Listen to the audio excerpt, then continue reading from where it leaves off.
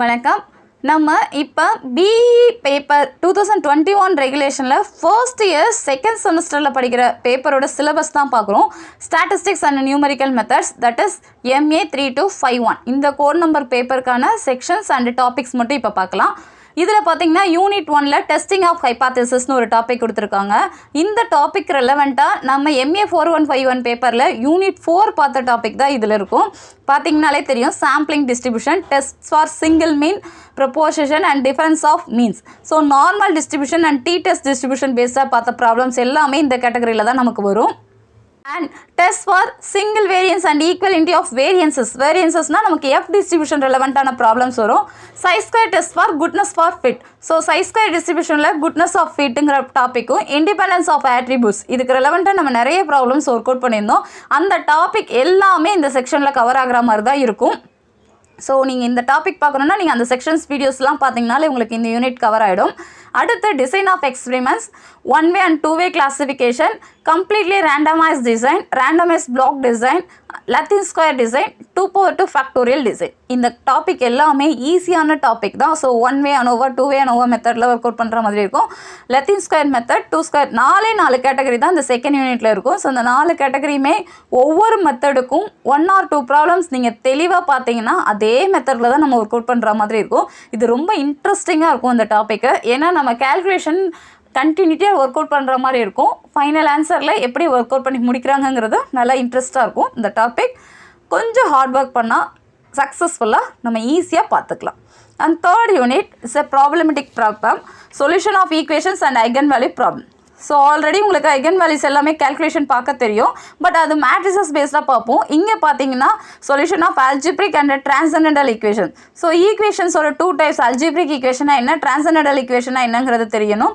இதில் fixed point iteration method, Newton's ஆப்ஷன் method, அடுத்து சொல்யூஷன் ஆஃப் லீனியர் ஈக்குவேஷனில் எப்படி ஒர்க் அவுட் பண்ணுறது, காஸ் எலிமினேஷன், பிவோட்டிங் மெத்தடில் என்ன, Gauss Jordan method, Gauss Jacobi and Seidel method இது எல்லாமே எப்படி பார்க்குறதுன்னு ஒவ்வொரு டாப்பிக்குமே 1 or 2 ப்ராப்ளம்ஸ் ஒர்க் அவுட் பண்ணால் இந்த மாடல் ஈஸியாக முடிஞ்சிடும்.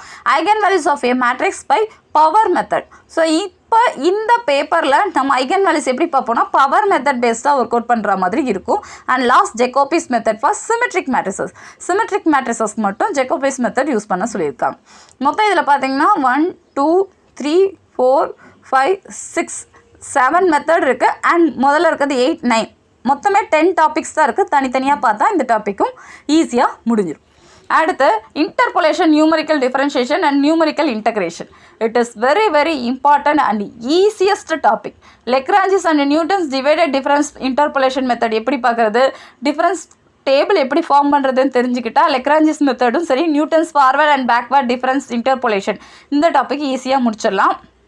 அடுத்து பாலினாமியல் பேஸ்டாக ஒர்க் அவுட் பண்ணுற topic numerical single and double integration of trapezoidal and Simpson's 1/3 rules. So trapezoidal மெத்தடில் எப்படி ஒர்க் அவுட் பண்ணுறது, சிம்சன் மெத்தடில் எப்படி ஒர்க் அவுட் பண்ணுறது தெரிஞ்சால் இந்த 4th யூனிட்டும் ஈஸியாக முடிச்சுடலாம். அண்ட் 5th யூனிட் பார்த்தீங்கன்னா numerical solution of ordinary differential equation. Single step மெத்தடில் Taylor's method, Euler's method, modified Euler's method, 4th order Runge Kutta method இருக்கும். இதில் 1st order differential equation and multi step மெத்தடும் ஒர்க் அவுட் பண்ணுற மாதிரி இருக்குது. Milne's and Adams, Bashforth, predictor corrector method. So இந்த இதெல்லாமே நமக்கு கேல்குலேஷன் தான், வே ஆஃப் ஒர்க்கிங் ப்ரொசீஜர் தான் இதில் இருக்கும். தவிர நம்ம ரொம்ப ஃபார்முலாலாம் யூஸ் பண்ணுற மாதிரி இருக்காது. ஒவ்வொரு மெத்தடுக்கும் ஒவ்வொரு ஃபார்முலா, அந்த ஃபார்முலாவும் நம்ம மக்கப் பண்ணுற மாதிரிலாம் இருக்காது. ஜஸ்ட்டு நம்ம எழுதுகிற மாதிரி தான் இருக்கும். இந்த டெரிவேட்டிவ் கொடுத்து இந்த டெரிவேட்டிவ் பை ஃபேக்டோரியல், இந்த ஆர்டரில் நம்ம ஒர்க் அவுட் பண்ணுற மாதிரி தான் இருக்கும்.